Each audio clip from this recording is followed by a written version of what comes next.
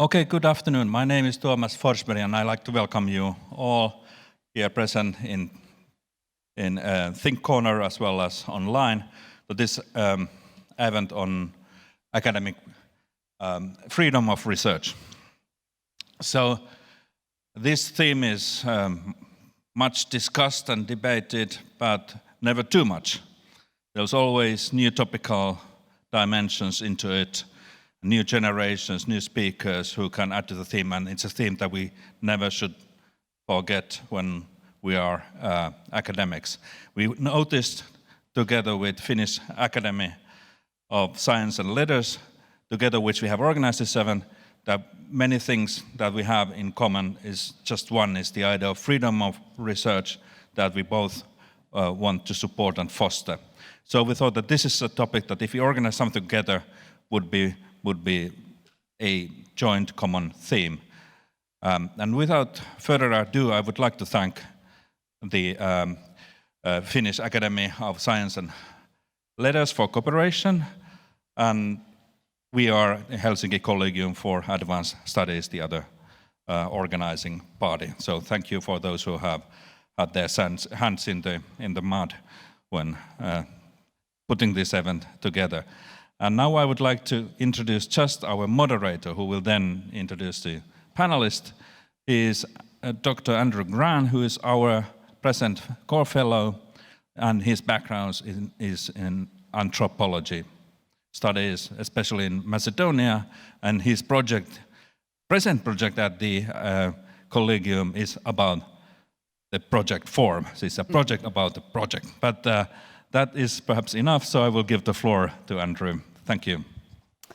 Moi, tervetuloa kaikille. Hello, one and all. My name is Andrew Grant, and it is my pleasure to chair this discussion on the freedom of research, a very important topic indeed. Joining me are three distinguished guests, and I will introduce them one by one. First, we have academician of science Eva-Mari Aro. Eva-Mari is a research director and professor of molecular plant biology in the Department of Life Technologies at the University of Turku. Her area of specialty is plant molecular biology. She's been selected to the esteemed Royal Society, for those of you who don't know, that's the United Kingdom's National Academy of Sciences, for her substantial contribution to photosynthesis research. In the center, we have Arto Laitinen, who is professor of social philosophy at Tampere University. His research topics include social ontology, ethics, normativity and practical reason, the nature of values, the nature of social ideals and pathologies, and philosophical questions related to robotics and artificial intelligence. And last but not least, certainly, we have Johanna Vuorelma, who works as university research at the Center for European Studies at the University of Helsinki. Her current research projects investigate irony in international politics, pandemic authority, and militarism and democracy in Finland. Thank you, Eva-Mari, Arto, and Johanna, for agreeing to be here today. And thanks to our audience, both here in the Think Corner and online, for joining us. Just a quick note on format. The panel discussion will last approximately 1 hour, after which I will open the floor to questions from the audience. So we will be looking forward to your own questions and feedback. But without further ado, let's begin our conversation on this intriguing, important topic, the freedom of research. To open the discussion, I'd like to ask each of our three panelists to share their thoughts on the following question. What does freedom of research mean to you, and why do you believe it's important? So, Eva-Mari, if perhaps you could start the conversation. Thank you. So the freedom of research was, I have not been thinking of that a lot before, and I had to go to digging something from some new papers and so on, and now I understand that it's a very multidisciplinary field. But luckily you asked what is my opinion. So my opinion and concerning me is that when I had made my PhD, and I had been in the department since I started studies for 10 years or something. So I thought that I should have the freedom to start doing what I was most interested, which was most fascinating to me, and that was photosynthesis. And why I should have this freedom is that it was so intriguing. I had a fire inside myself. I wanted to learn more of photosynthesis. I wanted to bring something new to international field of photosynthesis research. And if I couldn't have had that possibility, freedom of selecting my research field, I would have not been as good in any other field, and I wouldn't use my life in such a way that it is not only from 8 to 4, but it is in mine all days and nights long, and that was the only possibility to kind of get the membership in the Royal Society, if that is something to wanting to achieve. Yeah. Thank you, and yeah, I wholeheartedly agree. Where there's something about the freedom to choose your research that allows one to pursue passion in research. Yeah, it's passionate. You have to be passionate with the research. If you don't have that the possibility, that mind, you get bitter when years go and your research goes from slowly and so on. But if you are so hungry to get new data, it keeps you alive and interested in research. Although most of the time you get bad results, and it's only seldom you get good ones. But then you have to be much more happy during those times so that you can live during the next period of bad results. Yeah. Well said. And Arto, would you care to share your thoughts on the freedom of research and why you feel it's important? Yeah, good, thanks. So I think standardly it's rightly thought that freedom of research concerns all stages of research, from asking questions, choosing methods and what to study, and then publishing it, and being free to publish the results, whatever they are, so that there's no censorship at any stage. And then I guess we'll hear more about freedom during the discussion. But as the question was that why is it important? The standard philosophical answer to questions why is something important is that it's instrumentally valuable and it's intrinsically valuable. So research would be devoid of epistemic value if it would be coerced. So that some kind of minimal research, if someone would hold a gun to your head and say that you are a researcher, repeat after me, smoking doesn't cause cancer, and you would do it, it wouldn't have any epistemic value. So only results of free research matter or can be held reliable. And also the renewal of science, of what innovations there are, what new things come, those are the instrumental things. And then intrinsic value, well, freedom is among the things that are important, and research is one of those activities where freedom matters. So if you want to live a life of freedom, do research. And Johanna. I think Eva-Mari just began her answer by saying that she has not really thought about freedom of research before, or at least very closely. And I think this really defines freedom of research. You don't really have to think about it unless there is a lack of freedom, lack of academic freedom. And this is, I would say, it's an ideal situation that you don't have to think about it.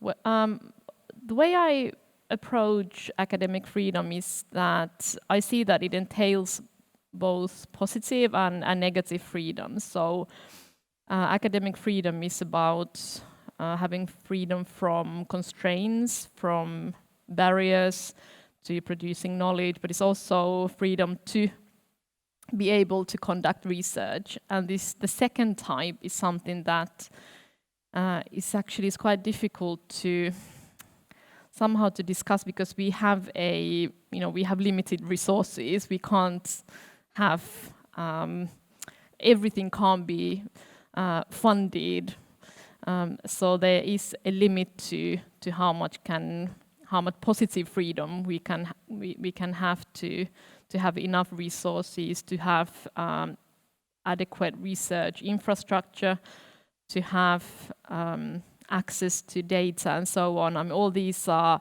sort of enablers of academic freedom. Why is it important? We just have to, I mean, if we want to be able to produce knowledge, if we want to be able to have societal progress, we need freedom to do research, freedom to think. If we, for example, if we think about climate change, we would not know about climate change unless scientists, scholars told us that this is something that is happening around us. We are facing a catastrophic future unless we act upon it. It's something that we do not necessarily recognize in front of us, but it's something that would not come, this knowledge would not come without academic freedom. And this is something that obviously in some states there are barriers to researching such topics as climate change. Yes, indeed, and these are matters that I think we'll explore further along in the conversation. But you've each offered us a really thought-provoking set of first introductory remarks, and I'm sure we'll return to many of the points that you've raised. But before doing so, I wanted to turn to a few specific questions, ones that pick up on your unique specializations as researchers and as scholars. So perhaps beginning once again with Eeva-Mari, I'd like to ask you the following. So much of the public discussion around intellectual freedom focuses on the social sciences and the humanities, but surely the natural sciences also face challenges regarding the freedom of research, and perhaps Johanna's example of climate change is one important example of that. But especially as a leading biologist and a leading natural scientist, how does the issue of academic freedom look from your perspective? Do you feel that the natural sciences or the biological sciences encounter unique risks in terms of the freedom of research?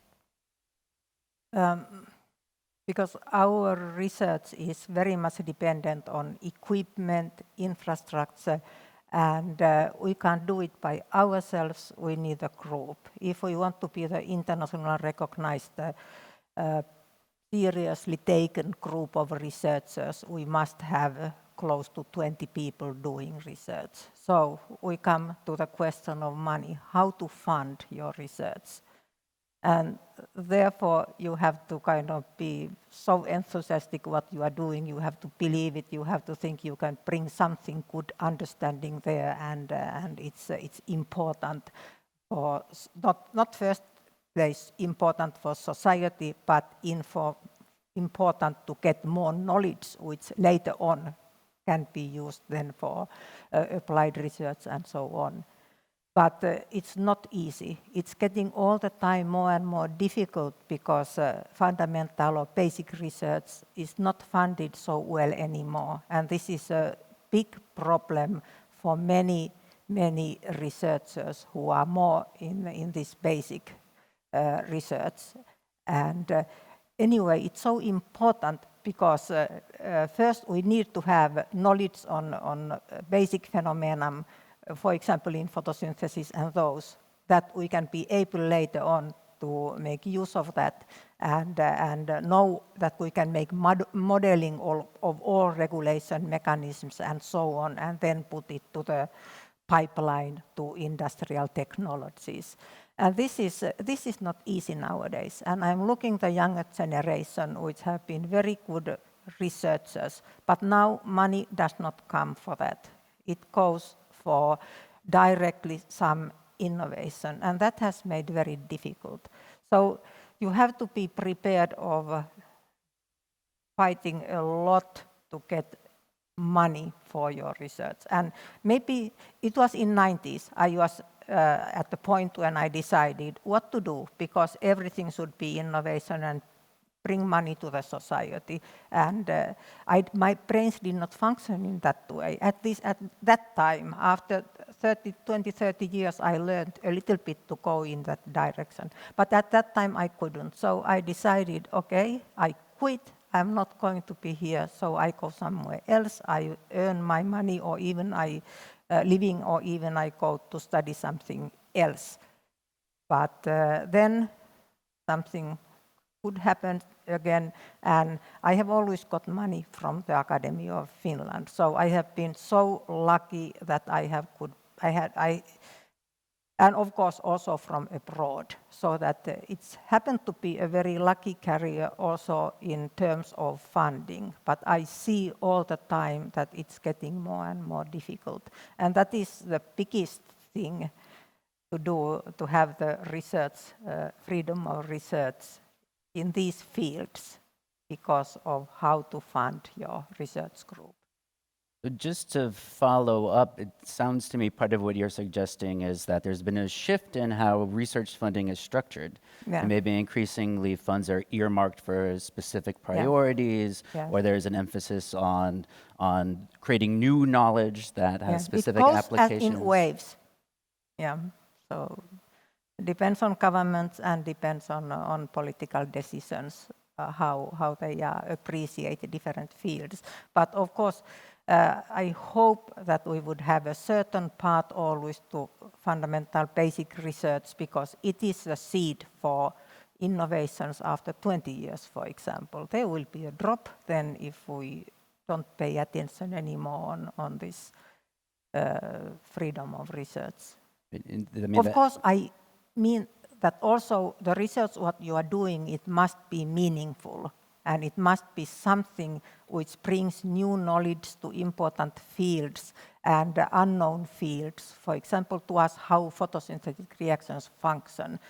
How do they take energy from sun, and how do we make sugars by plants, and so on. So it must bring good international knowledge to be to deserve funding, of course. But that makes a lot of sense to me, where sort of bread and butter research may not be trendy or check the right boxes in terms of what the priorities are, but it's essential. But it is, if it's meaningful research, and it will come the time, it will be needed, suddenly maybe. So that's, Well, thank you. And now let me turn to Arto, our philosopher on the panel. And so drawing on your background in philosophy, I thought I might invoke the work of Isaiah Berlin. Johanna beat me to the punch to some degree. But following Berlin, philosophers I know often distinguish between two kinds of freedom: negative freedom, or the freedom from coercion or interference, and positive freedom, the freedom to pursue one's goals.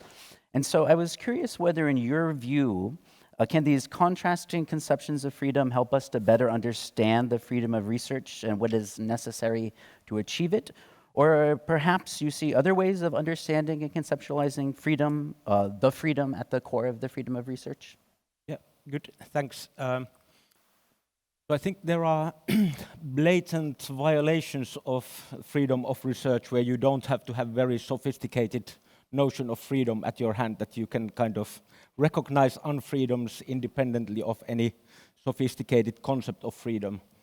And something that we are all familiar with is that real freedom also requires resources. So that then, even if you're not blocked by any sanctions and so on from doing something, if you don't have the resources, it can be said that you're not really free to do those.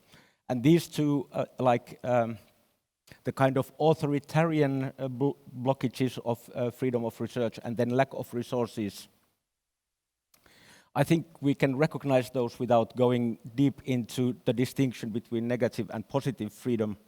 But now that you asked, it's important to, the debate has moved on a lot since Berlin, and there are very good kind of discussions on what sort of obstacles to freedom there are, like interference from others, positions of sanctionless interference, like domination, like slave owner and slave, even though the slave owner doesn't interfere, nonetheless there's a kind of unfreedom. And then on the positive side, what the positive freedom is, typically it's some kind of autonomy, individual or collective or self-realization and so on. And I thought that this can be maybe illustrated with the kind of teenagers' existentialist idea of freedom to do whatever. So anything, any obstacles, any musts or requirements are bad, or violations of freedom in some sense, and that's right. But then when we go to freedom of research, it has type of more adult flavor to it, that there are all sorts of, it's temporarily very long-lasting activity embedded in social and institutional settings. It's goal-directed, and it has its own internal standards of excellence and so on. And being guided by those, even though those are limitations, amounts to freedom of research, even though it's limitation of teenager existentialist freedom. Well, that's really useful, and it just dawns on me that if, as a society or as an institution of higher education, one wants to foster the freedom to research, then actually having a really robust and complicated, multifaceted notion of freedom is maybe essential to doing that, so that it's not just the blatant cases where freedom to research is violated, but some of these gray areas as well, or thinking about what's necessary to support positive freedom that are essential to a public discussion of what constitutes academic freedom. So thank you for that. Yeah, and I think that it also requires understanding the nature of the practice, so that once you understand what research is, you understand what freedom of research is, so that some external sanctions are violations of freedom of research, but it's really hard to tell from the outside if you don't understand what kind of restrictions are internal to research.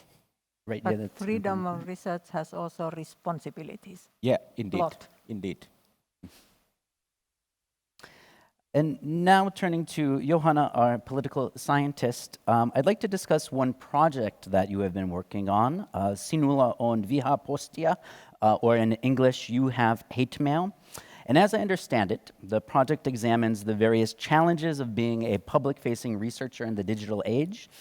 And I'd simply like to ask you to say more about your thoughts on this and your research. For example, what kind of challenges confront researchers in our social media saturated present? So this was a small side project that we embarked on with my colleagues. It resulted in some artwork, sort of not only happening in the area of science, then an article series, also an edited book, and we were interested in understanding what types of sort of hateful reactions or hateful feedback researchers might be receiving. And our approach was to sort of map out these sort of three types of perhaps three types of sort of interferences that can be identified, and this is something that has been used in also in other contexts. First one is more like this top-down interference, the powerful, those in power, trying to constrain what is being researched. For example, if we look at now the political situation now in Finland, forest is very fiercely debated. Research done on the topic is not sort of satisfying many in power. So that's one area. Then there's this more bottom-up interference, and here the social media platforms, they are very sort of the central arenas for that, and this refers to interference from citizens, all sorts of sort of aggressive feedback coming from social media platforms, by email, by mail, through different channels. And then there's also what we call this more sort of horizontal restrictions on academic freedom, and that comes from within the academic community. There are different ways of sort of trying to impose some barriers. Certain things shouldn't be researched, at least not from specific points of view. I wrote about some cases in a book edited by Esa Väliverronen and Kai Ekholm. The book deals with academic freedom and the free speech of academics, and there were some cases that I was analyzing, trying to understand what it actually means when this sort of hateful or aggressive reaction does not come from outside. This is normally what we imagine when we think about sort of barriers or restrictions or interference on academic freedom, but when it comes from within, and it can be actually more hurtful and somehow more painful when it comes from within your own community that is meant to support you and defend you. And if we look at these three different types, they all exist also in Finland. You see so different manifestations of them, and they all can have quite wide implications on the work and also life, sort of private life of researchers, but especially on sort of choosing what to research, whether you are willing to go out and speak about your research. You mentioned this sort of public-facing researcher. Many have decided not to speak about their research in public because it just brings in too much of that aggressive feedback. And of course, if we don't have that societal sort of impacts, if we are not thriving to do that, we will have a lot more sort of poor public debates if researchers are not taking part in it, in fear of getting that hateful feedback from either from sort of the top or from the bottom, or also from colleagues. So different directions are at play there, sometimes simultaneously. That can also be the case. It can be hard out there to be a researcher.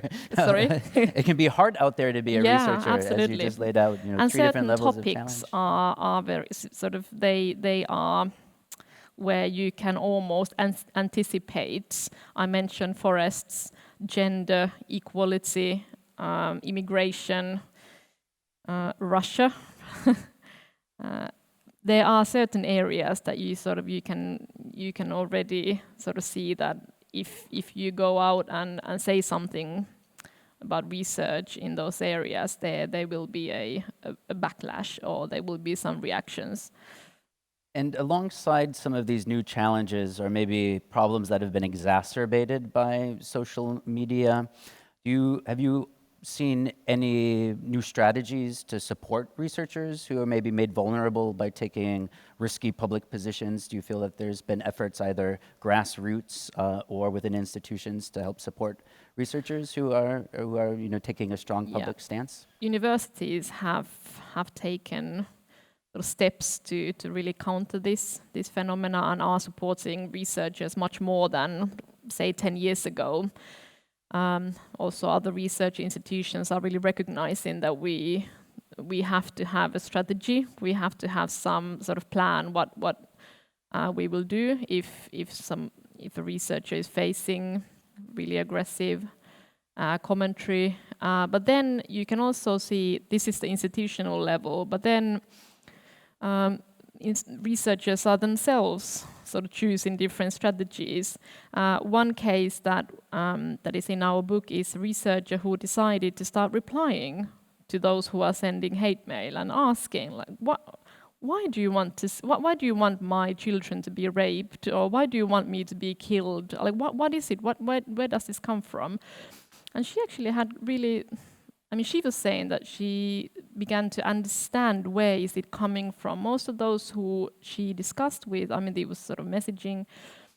They were having quite sort of tough situations in life. They were sort of feeling like society around was unjust, was not serving sort of their interests, and normally they ended up sort of in quite good terms, sort of understanding each other. They were often apologizing, saying, "I don't know why I wrote something like that's a horrible thing to say." But then nevertheless, it happens sort of. So, it's the kind of impulse social media enables that. Whereas if you think about sort of like a normal post sending, you have to kind of go through the mental process, first writing it, then taking it to the post office and actually sending it. So at some point you might think like, okay, maybe this is not such a good idea. There are moments when you can still decide not to do it. So that's one strategy. I would not recommend it to many people because it's quite a heavy strategy. You can decide not to participate in public discussion. That's a very unfortunate decision, very understandable. Then you can also sort of just restrict it, like where you want to, for example, stop using social media, try to have some sort of settings there where you can increase your privacy and your security. But I would always look towards institutions first and foremost, that institutions have to have strategies in place so that it's not it's not individual researchers who have to bear the, all the consequences. Yeah, I wholeheartedly agree. And let's see, maybe now zooming out a little bit, I have a few questions that I've prepared for all three of our panelists about the condition of the freedom of research in today's world. And I might preface these questions to a small degree. For it seems to me that the threats that authoritarian governments pose to the freedom of research are often pretty obvious, or at least so I would contend. Criminalizing of areas of speech or research, censorship, so on and so forth. But less obvious, it seems to me, are the threats to academic freedom that exist within democratic societies. And so I prepared a couple of questions on this topic, on the possible risks to the freedom of research that exist even in a place like Finland. And so the first question is this. It seems to me that there are two major ways that governments intervene in the freedom of research. The first is precisely through forms of censorship, defunding, institutional blacklisting, and here we might think of examples like Russia, Hungary, or Florida in the United States. But the other way that governments intervene in the freedom of research is through that pernicious combination of audit and austerity. That is, of forcing often arbitrary-seeming productivity standards that then mediate the distribution of less and less funds. And here we might think of what's happening in the UK or what's happening in Australia. And to what degree, if at all, do you all see the neoliberal developments in higher education as a threat to academic freedom? And this question is first come, first serve. It's open for whomever would like to speak first. Tell first what happens in Australia and UK. Pardon? Tell first what happens in Australia and UK. I was at least contending that this combination of audit and austerity is what we see unfolding in the United Kingdom and Australia, where, to editorialize a bit, I think we see fine university systems being gutted by new public management and forms of administrative overreach. But it's maybe a broader question to the degree to which the neoliberalization of universities bears upon the matter before us today, the freedom of research. Arto. Yeah, thanks. Yeah, I think the latter is clearly a threat to research, among other things, freedom of research.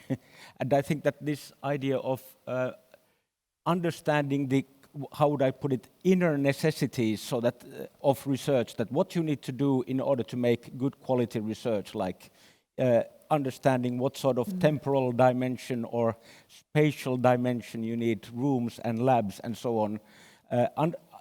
Just understanding what it takes and kind of fostering that process takes a kind of insider.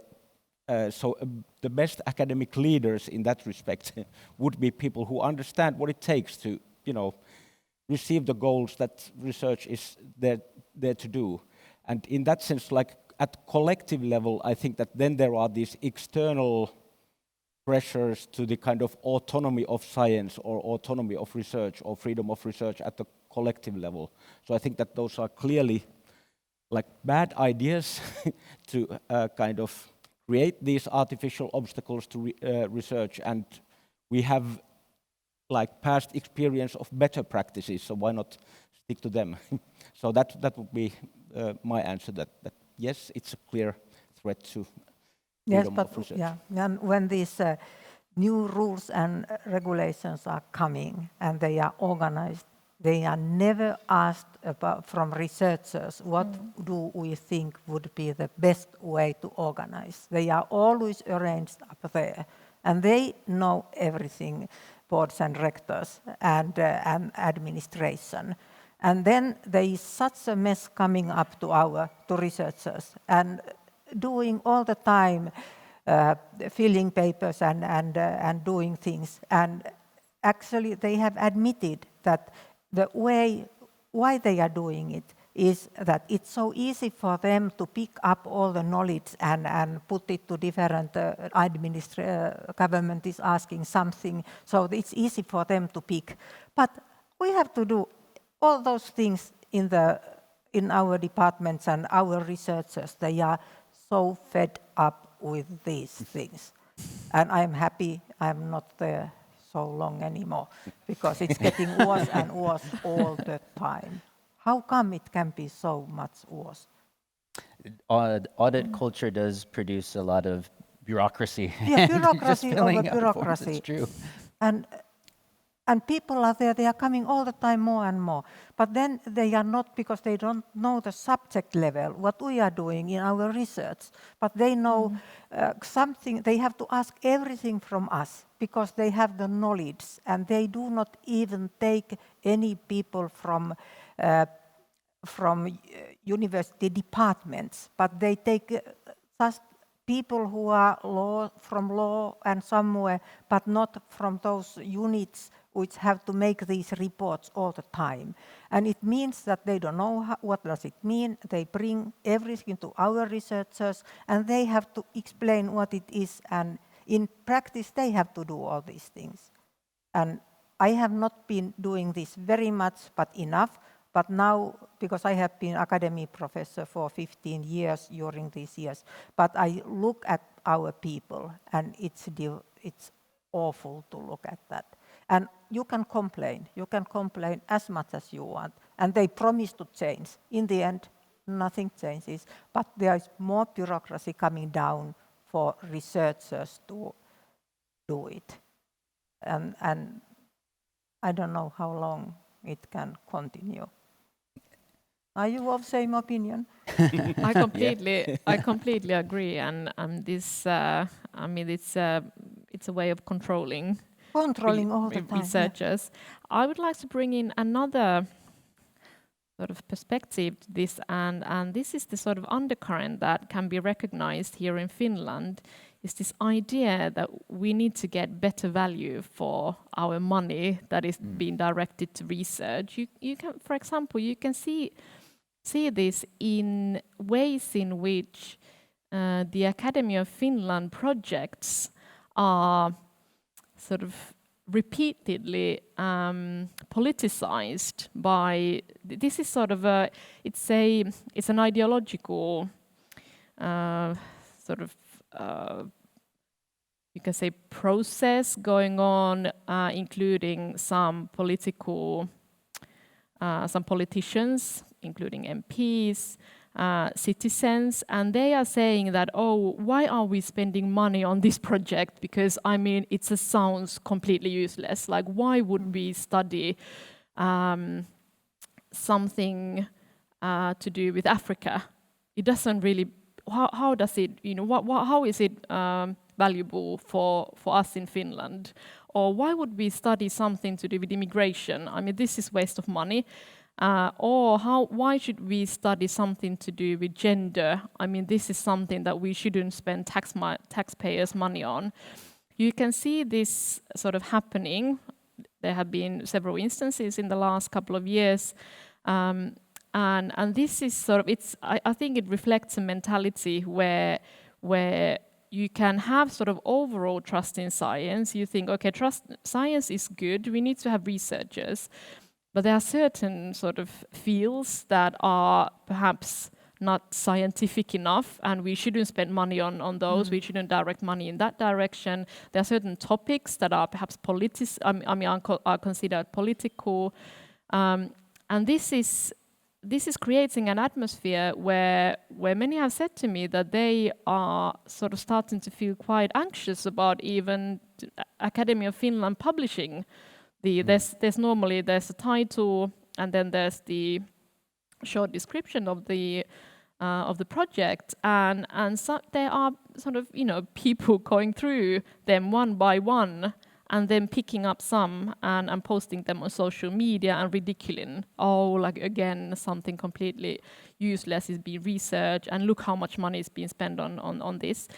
So it's having sort of, I think it's sort of slowly starting to creep in this kind of fear, like, okay, is it going to be my project next, which is going to be there, sort of going around from one forum to another, being ridiculed. And I know this is a wider phenomena. This is happening in other parts of Europe as well, of course, internationally.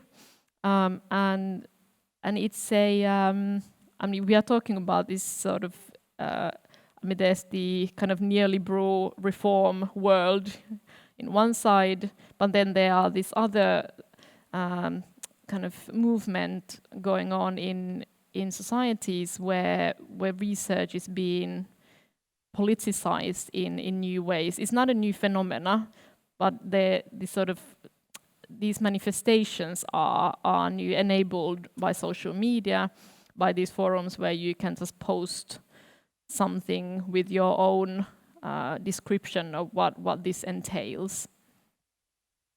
Yeah, I think you're absolutely right. This is something you see across the board in many democratic societies, especially ones that are politicized. But just one thought that comes to mind is the way in which that reaction ignores and dismisses how within a society there will be people who feel that's essential research, whether it's on migration or gender or forestry or whatnot. And so there's something about this move to cherry pick examples as being, not worth the money that seems to misrecognize what it means to be in a democratic society where there's different views, and maybe different views that should be expressed within a research environment as well.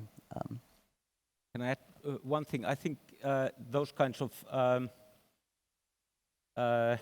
bad arguments against certain types of research topics, that's clearly a new, a phenomenon that is more salient now in the times of social media. And there are certain couple of basic things that always can be said, that you never can forecast what sort of basic research will lead to these kinds of useful things, so that we should let that balance between basic and applied research be what it is. That clearly, if we want to have the usage, we need to have some curiosity research there, like a solid layer at the bottom. And another thing that needs to be said is that investments to research and education and development and so on, you never know which precise investment will bring money, but in general it seems that it pays off, so that currently every cent that is put to research and education you get back. So that you should, a economically wise society would put more money to education and research, independently of which bits they put it, and even then they wouldn't be paying 1 cent. So that I think a decent society would at least put all the money that education and research need, and then they would get it for free in the long run. And I think that it's not a bad idea to actually pay for it. like actually sort of like not everything needs to be an investment. It can be just something that we want to support. But having said that, I mean, the question concerned democracy, and I think that in the ideal cases, if we move to the idyllic, idealized world where all this is well understood, there still remains the conflict between, I don't know, democratic freedom of the whole society and freedom of research, that it is up to the wider society to decide how much money you want to put to research. They shouldn't decide that this topic is not to be researched, but I mean, if people want to be short-sighted and not put money to research, then, well, that's democratic freedom. We want to support democracy as well, so we should do our best to keep the change people democracy informed. in that direction that they want to invest in basic research. Yeah, that sort of democracy is better, I'd say.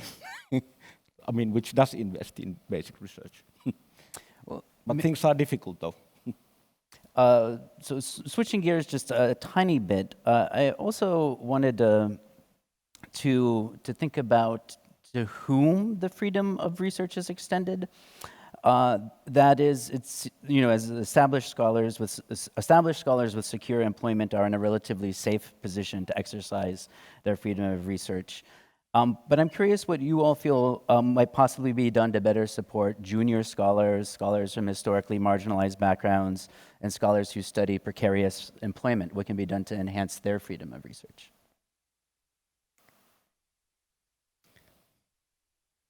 Yeah, so nowadays when we have more and more big groups, we have centers of excellence, we have flagships, we have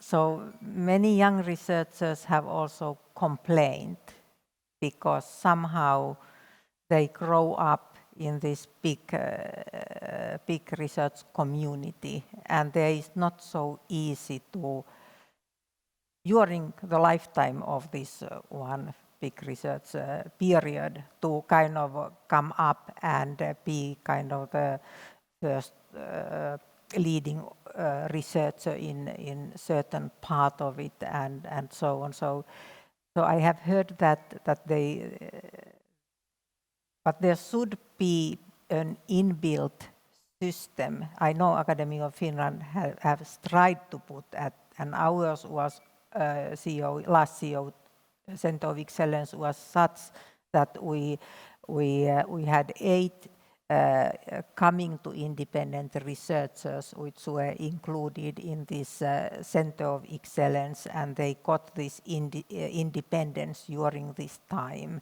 and started doing independence. So we hope that they get money for their own research during these years at some point, and then they kind of go their own.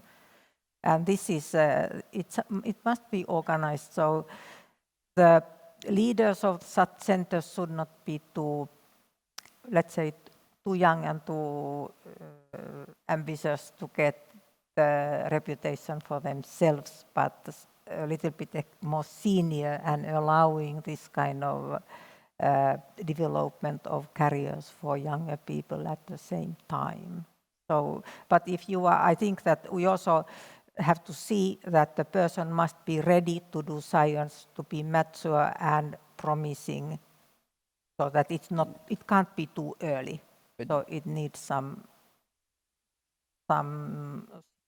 they have to prove themselves before getting permanent or tenure track positions. But if I understand you correctly, there's a real value and importance to mentorship and ways. Mentorship, yeah. We had also mentorship all the time going through these centers so that that they get help in this, and we have professional mentors, and then we have elder scientists are the mentors, so that everybody has a mentor. And could be also outside from our center, so they could get.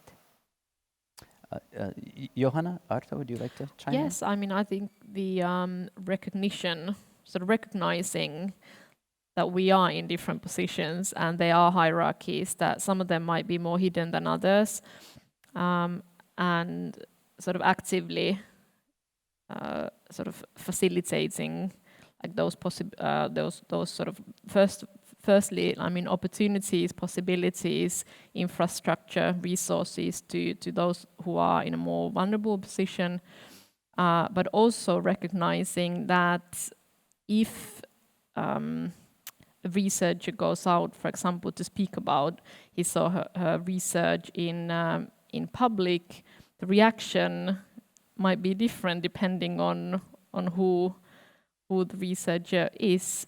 Someone who's represents minority, women, younger, tend to get more hateful feedback than male, established. These are sort of cultural sort of tendencies that are still quite strong in also in Finland.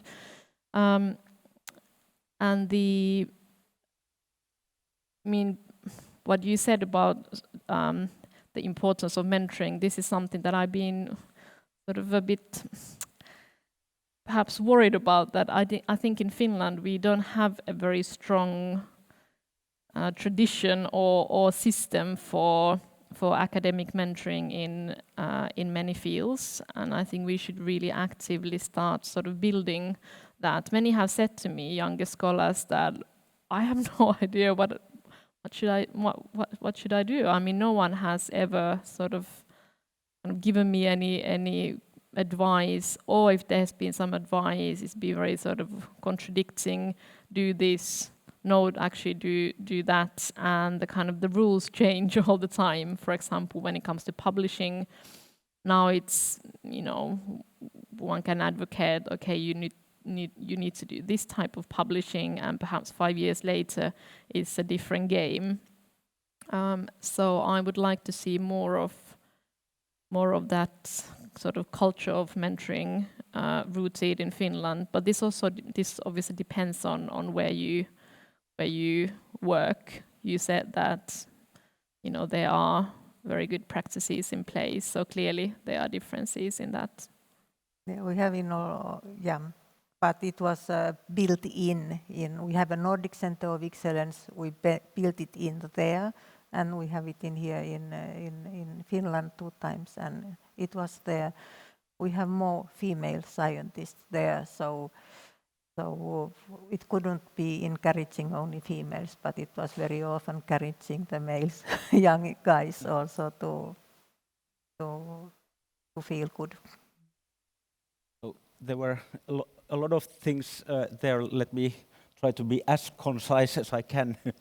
So on the cultural hierarchies, to put it this way, or some being more, it's easier to be male, you know, in a privileged position and so on. I think there's something close to a silver bullet, magic bullet, to those that, like, adding diversity. That can't be a bad idea. So that's, and then to the extent that there are institutional hierarchies, I think that then we should, whenever we talk about these collective threats, as it were, then I think that those in less precarious positions should admit that they have more responsibility for these common affairs, as it were, than those in a precarious position, because in a precarious position you are, you know, risking your career by being too vocal and so on. So I think that those sorts of things should be just recognized. And then about how to get rid of the precarious positions, well, by adding more money and then choosing a system where everyone is excluded unless they have a secure post. So that's a really tricky question, so that we can create a model where no one is in a precarious position. Do we want that? Probably not. So that it's a tricky question of how to balance precariousness and then, like, exclusivity, because the more there's exclusion, the less we can worry about precarious positions. Just like there are, for example, in doctoral training, there are different systems. For example, in Sweden and Finland in our fields, or Italy and Finland in our fields. In Finland, many people are allowed in with no funding guaranteed. In Sweden and Italy, you have to have the funding guaranteed to be even allowed in. So, what do we choose? Indeed, there might be difficult choices, but yeah, thank you for all of you for weighing in on this important topic. I'm going to pose one final question before opening up the conversation to the audience. And this is one you might have to forgive maybe a foreigner's trickery here. But I was looking at examples such as Hungary and Poland, not to mention Russia or Florida. And it seems to me, at least, that in this day and age, right-wing governments often pose a particular threat to the freedom of research. And further surveying European politics, it seems likely it's a matter of not if, but when, maybe very soon, a right-wing government takes power in Finland. And so I'd like to ask you, what can we do now to help ensure that intellectual freedom and the freedom of research is not endangered by future governments? So everyone in a non-precarious position should bring out their tents and live outside Säätytalo until they make sensible decisions for the next government program. Would that do? Yeah, I think also we need research strategy in Finland so that it would be important. And also we should not have too much power with rectors and the board deciding what happens in every single university, which is a little bit different how they manage the universities and how they do things. So we are in a different position in Finland depending in which university we are. How much Academy of Finland, how much you pay overheads and how much of that big money you get a small share for your research. So for many it's a big, there has been no improvement, although it was promised once and several times, but it never happened. So somehow the researchers themselves should have more possibilities to say what is really wrong at the level of researchers and how things should be improved. Think of HUS now. So, University of Helsinki Hospital, everything has been decided up there, and then doctors and people are in very bad situation with not being able to handle with those rules they get from the top. And in many universities, exactly the same thing is true. We are kind of, researchers are not appreciated in the universities, at least in our university. I think that's a very important point, that it's at least looking back in the past, and obviously there are many problems in the past that shouldn't be overlooked, but universities used to be a great model of self-governing institutions, faculty senates and the like. And I think that that democratic character of universities has really receded in past decades, or recent decades, where more power has been centralized in administrative leadership and ministries of education. And so I think that's an important point. For researchers. Yeah, absolutely. And there's an interesting development if you look back in Finnish history. Universities and political power used to be very tight-knit. When universities have become more autonomous, there has been more of this sort of critical, perhaps tension between them. I would say the answer to your question is that we just have to speak up as academics, speak up about the importance of research.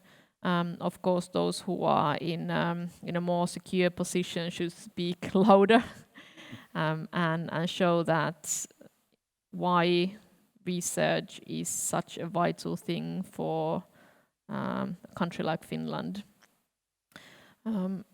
And if there are sort of these attempts at politicizing particular sort of research topics, particular researchers. We've actually seen some of that now when they are negotiating. There were some of those researchers who were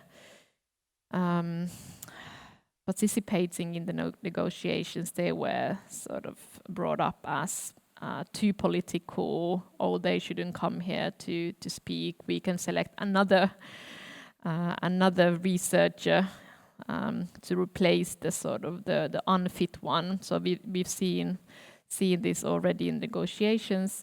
But when we witness this, we as an academic community have to really defend one another, should speak up and say, this is not right, you should not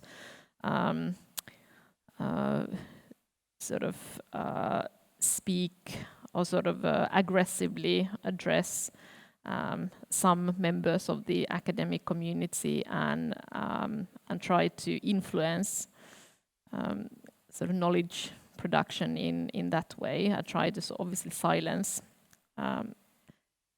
researchers. Now it's the climate topic that is the one of the heated areas, but it can be something else the next day. And also, at the moment, I think in Säätytalo they are planning cuts to this hard to translate vapaa sivistystyö. If you hear me, don't do it. It's extremely short-sighted. This is the system of continuing education institutions. Outside, which is very across the country, institutionalized in Finland in kansanopistot and kansalaisopistot and things like that. So. And cutting from kehitysyhteistyö is also dangerous. Well, there's so little to cut from there. So No, yeah.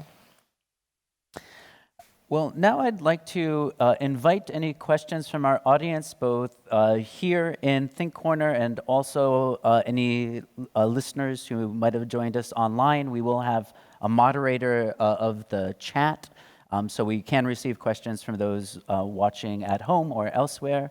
But please, if anyone would like to ask a question to our panelists.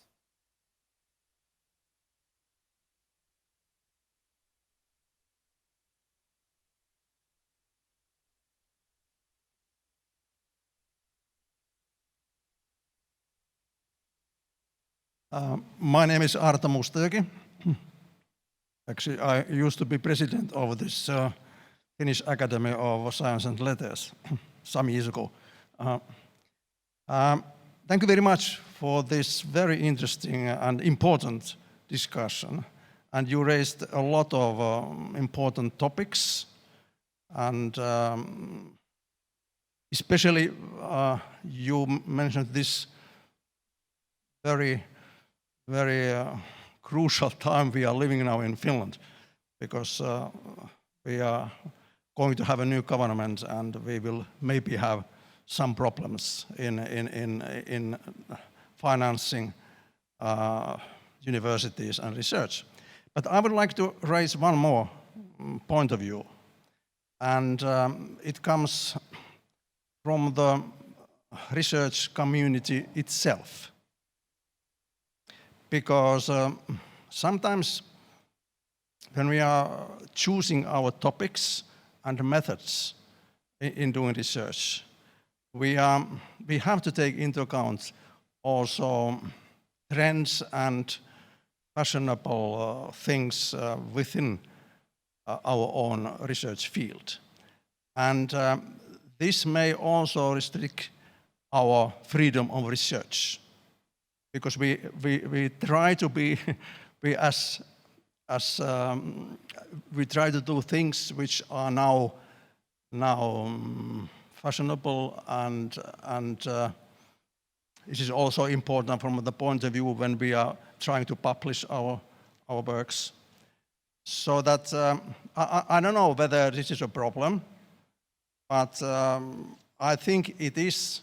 When we are talking about freedom of research, it is part of this discussion.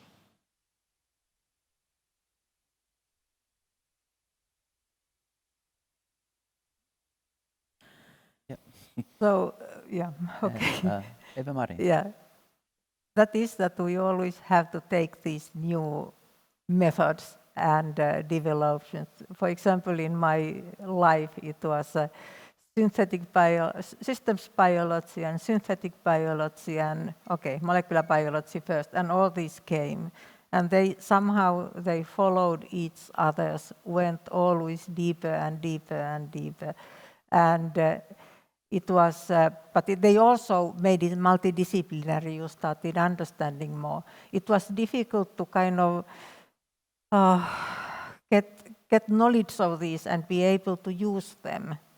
And for this purpose, it's so important that we have these big infrastructures which can help us and which will have this equipment and systems and these should be kind of developed in. There is Biocenter Finland, which is in our field this kind of coverage, but I think in your field there are also these computational services available, or did you mean something completely different?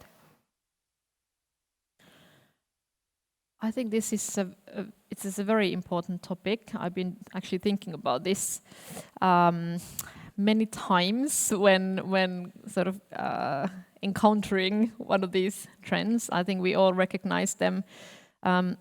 It's partly also the responsibility of funders to recognize that, okay, we are now channeling a lot of resources to study this trendy topic or to use these trendy methods, and to recognize that, okay, we will also research other types of topics. For example, now naturally COVID-19 research has been sort of proliferating also after in the sort of aftermath of the intense period of the pandemic. And at some point, many researchers sort of voicing worries that, okay, yes, it's a very important topic to study using different methods in different disciplines, but what other topics are being now abandoned or ignored as a result of this? Because there's a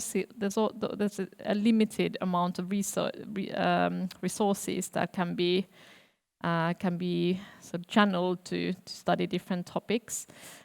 So it can result in this bias that all of a sudden we all focus on this particular thing. It creates particular knowledge, and other areas are left untouched. So I would look at funders, them being bold enough to say that, okay, we recognize the trend, but we will not run with it. We'll try to seek actively those alternative kind of areas of research that are not covered at the moment. And I know that many funders are actually doing this. I mean, the Kone Foundation is known for looking for something bold and something new, something creative. And I really find this very something that should be encouraged even more. And another aspect of the, incentive structure that drives researchers in addition to money is glory, or kind of, if you want to publish in best journals, you might know what sort of topics they won't publish and so on, so that there's this intrinsic competition for fame within your field that you want to be recognized by your peers, which is part of the, that won't go away. And it's kind of good on the whole that there is such kind of competition and so on. I was also thinking about, this is closely related to the topic of self-censorship, which I think that, for example, journalists have reported that the most important threat to freedom is actually self-imposed, that there's something like not going in the middle of the road, taking these sorts of risks might actually, you risk your professional reputation by doing something like that.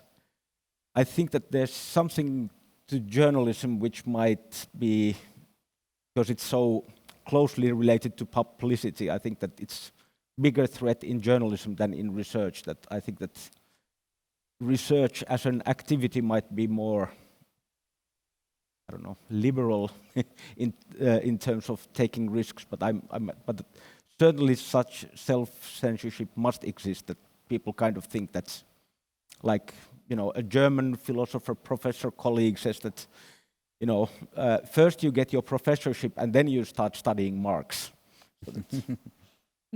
Well, one issue that this question brings to my mind is who's on the boards that choose the trends, that choose the special themes, on the editorial boards of the top journals that, in some sense, you know, have a role in determining what are the glorious topics, as it were. And here, just looking internationally, I think a lot could be done in most national and international contexts, just to diversify the membership of those boards that are, say, determining what are the funding priorities, or the publishing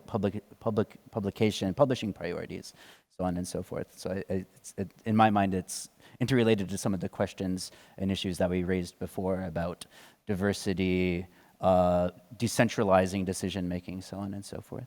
But more questions from our audience, either here or online. Yes, in the back. Thank you. Andrew, I think my question concerns, I think you have slightly touched on right now. It's specifically, how do you feel about the level of transparency in Finnish academia? Because, well, applying now for the doctorate, it's very difficult to actually even guess what kind of projects would attract attention unless you apply with an already established project. However, for example, in Italian universities, they update every year what kind of topics would be prioritized for funding. Thank you. But I think if you are doing fundamental research, so it's just that all the topics are welcome, and if you have something completely different to what everybody is doing, I think it should attract attention, so that you have your individual thinking and so on. So, in my opinion, we should not always follow these trends, but these trends must be sometimes followed, because if you are in a certain field, you have to deepen to understand more about the reactions, how they are doing. But if you come up with something completely new, what we have not, it's not in trends, but it is important. So I think those are the ones what they pick up when evaluate. So I have been lots of evaluating abroad and also in Finland. So always those are which are different, and they sense, and it is a good background for this presentation. So it makes you happy to read that kind of applications. So they don't expect all the time to have the trendy ones. Johanna. Yes, I'm not sure whether it's a question of transparency. I would assume that in most cases, like you said, different topics are more than welcome. They are not evaluated, research proposals, not based on the topic, but the quality of the proposal and the methods used or proposed, and the whole research setting. So in that sense, I don't think there's anything to reveal, in a sense, that there would be this almost like a hidden priority of certain topics. It's more a question of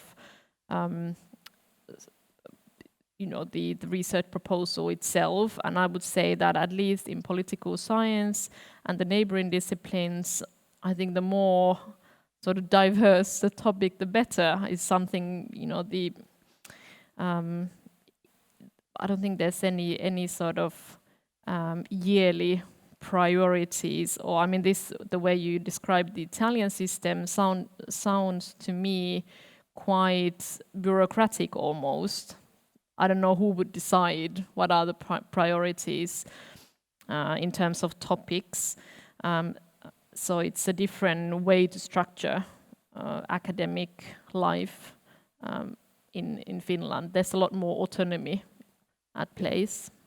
Yeah, I think in kind of basic research or curiosity research, I mean, it would be inappropriate to list those kinds of topics.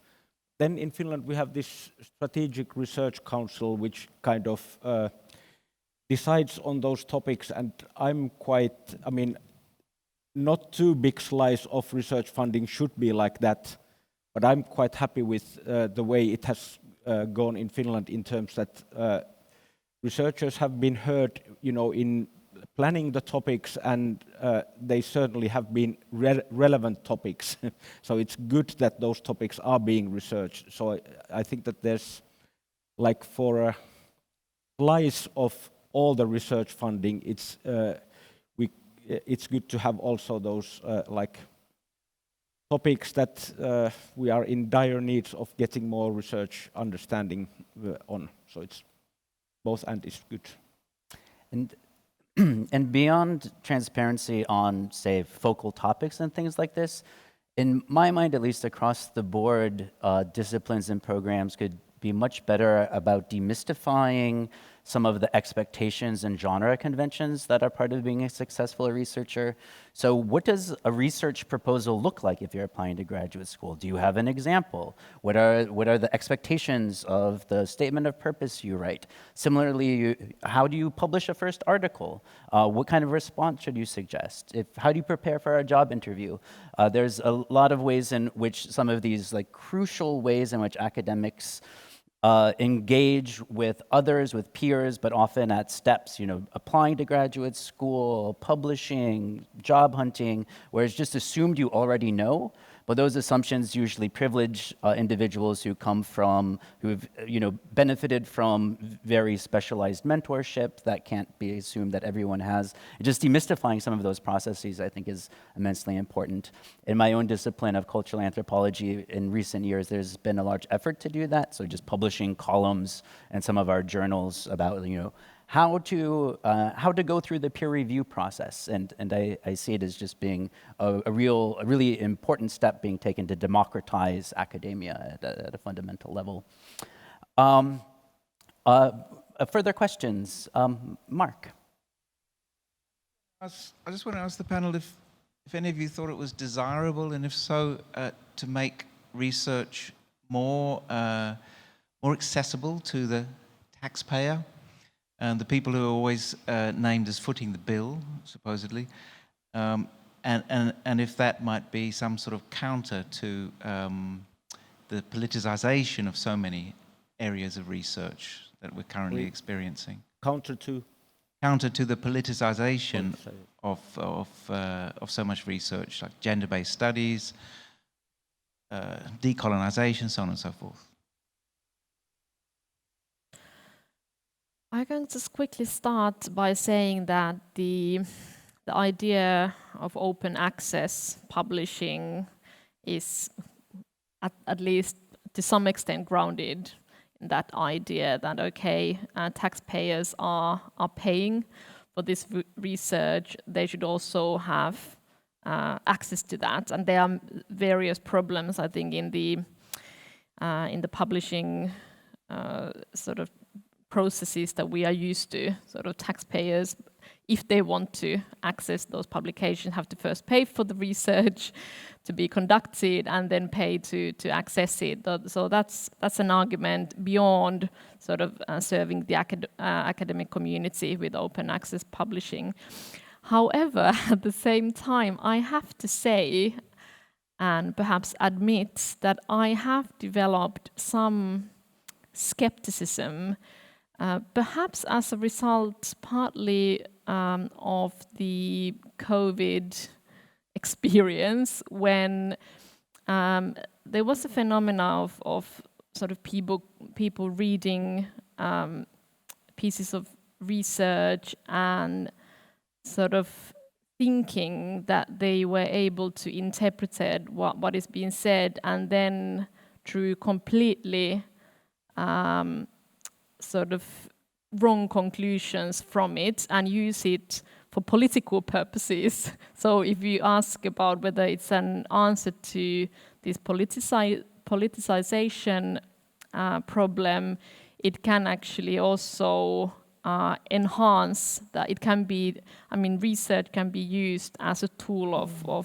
politicizing certain topics, because sometimes research seems like, okay, well, this was very easy to understand. I now know what this is about. I'm an expert on this topic now, and this can, if it's a small scale phenomena, of course, it doesn't have any wide ramifications. But if it's more of a sort of wider politicizing project, it can actually have more political ramifications.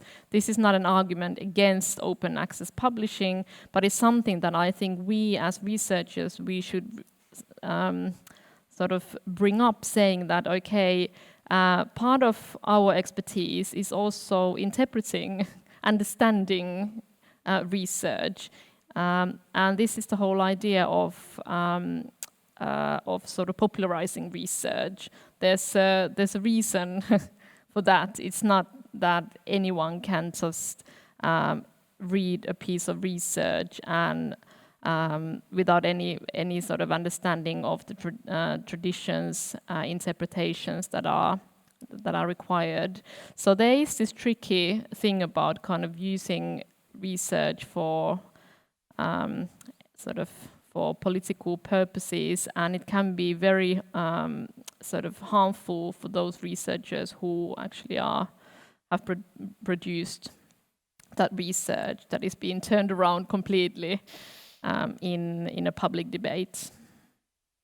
And my view would be to at least not be silent about the good arguments in favor of having a lot of research and education, because it pays off, so that the taxpayers are better off if they support this kind of system. And then it doesn't take long to explain why this system is unpredictable, so that who would have guessed that these and these inventions in theoretical mathematics or something like that lead to artificial intelligence or computers and so on. It's very quick to grasp that you just can't, forecast those kinds of things. So I'm kind of optimistic that taxpayers are pretty good at grasping good reasons for funding good research, especially if vapaa sivistystyö is kept on being funded. Eva-Mari, would you like to chime in on this question?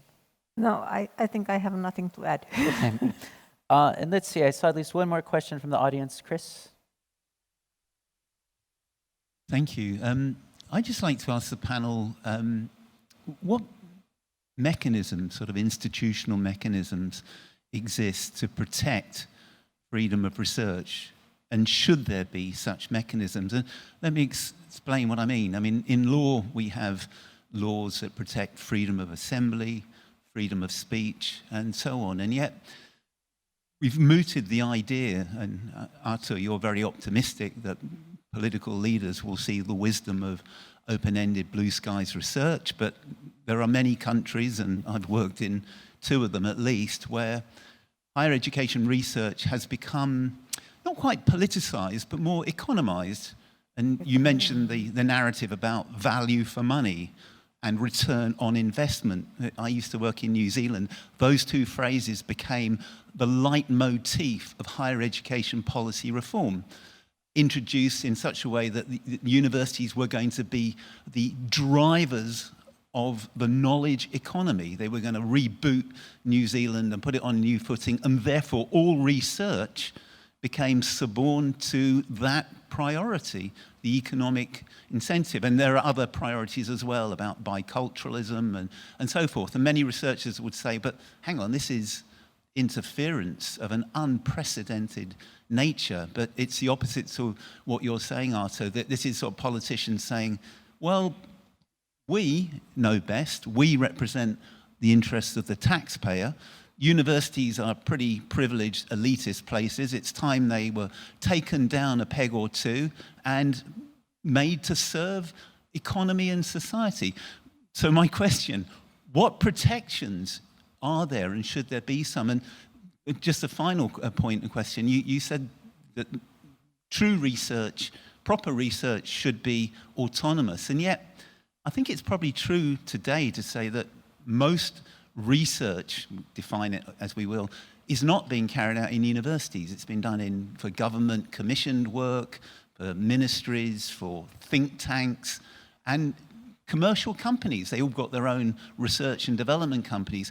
What would happen if a right-wing politician we speculated about came in and said, you know what, I don't think we really need all this rather expensive, self-indulgent university research. Let's shift our resources towards these more commercially orientated centers of excellence.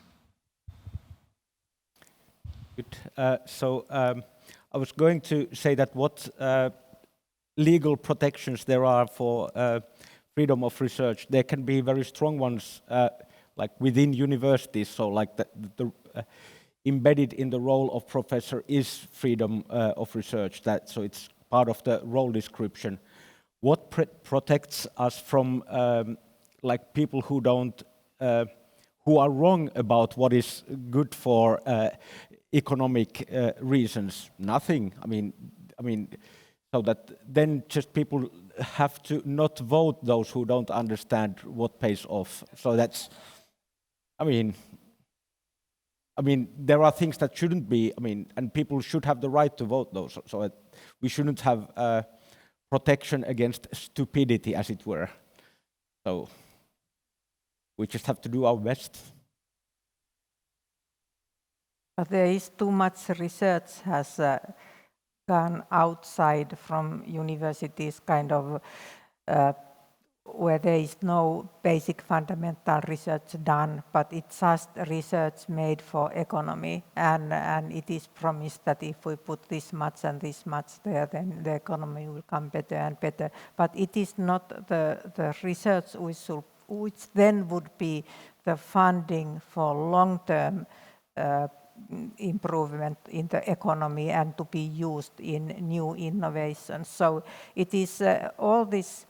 I think that there are these. There are many things there in between which are just wasting of money, and there could be much more direct, using money for fundamental research, using money in the university for going to the next step, prototypes and so on, and then going to the next step. And we have many intermediates there which are doing business on people and using money. But universities at this point, they are not ready to help. If you have something which is innovation and that should now be gone to the next phase, you don't get any help, at least from our university. They do not understand what is needed, and it is just a wasting of time fighting with them. So we really need something which is there, looking at what is, because I am now in experimental sciences, to see what we are doing, what we are getting. And some brain guys who can, girls guys, can think in the way how you can make this something important for, economically important for innovation, for industry. And then they will be there and they will take the next step, start making the prototypes and things. And then comes the next people putting it to the market and economy and all these things.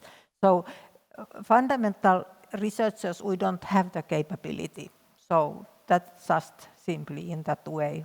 Not me, but not many others I have seen. So you need a different way of thinking to take this next step. And that part we do not have. And universities are developing all kind of innovation centers and whatever. But in practice, you may go and ask help from them. You don't get it. You are stuck. nothing advances. Years go and somehow, and then these people who has put already 2-3 years to make this innovation has lost his capacity in fundamental research because it goes so fast, and he has not been, nobody has been able to help him to go to the next one. There should be people who are intermediate there, maybe engineers, somebody working with fundamental research, and then they easily can see, okay, this might.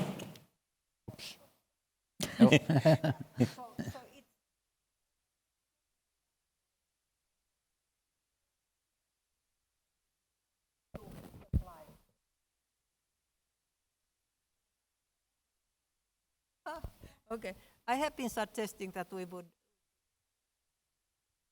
to develop this kind of transfer system so that nobody will get desperate in between there. There has been too much happening though.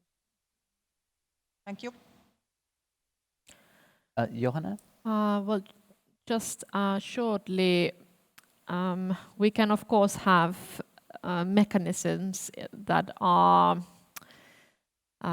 legal, and for example in Finland legislation dictates some of these issues to do with autonomy of universities. However, those can't be cemented because they are political decisions that can be taken to change, obviously, change the laws. And also, if you refer to these justifications, of course, also in Finland, it's a similar type of political atmosphere where you have to justify the value of your research using economic language. Say that, oh, there are these economic incentives that are there, rather than saying it's value in itself to produce this research. It increases our knowledge. I think this is a very sort of it's something that it's a language that we use, but it's not language that really sells in public. But those are political arguments that are surfacing, and they can sort of start the process of changing also legislation concerning university autonomy. But at the moment, I see the main sort of, you look at on a political level, the battle is not on a kind of legislative side, it's more on it's more about funding. I mean, this is the question, obviously now also when they are at the House of Estates, when they are now negotiating, this is not to do with what is set out in law, it's about a question of resources, how much is allocated to research and science. Well, on that concluding note, we are out of time. I'd like to thank the good people of the audience for joining us here today, both in person and online. And please join me in thanking Eva-Mari Aro, Arto Laitinen, and Johanna Vuorelma for sharing their thoughts with us today.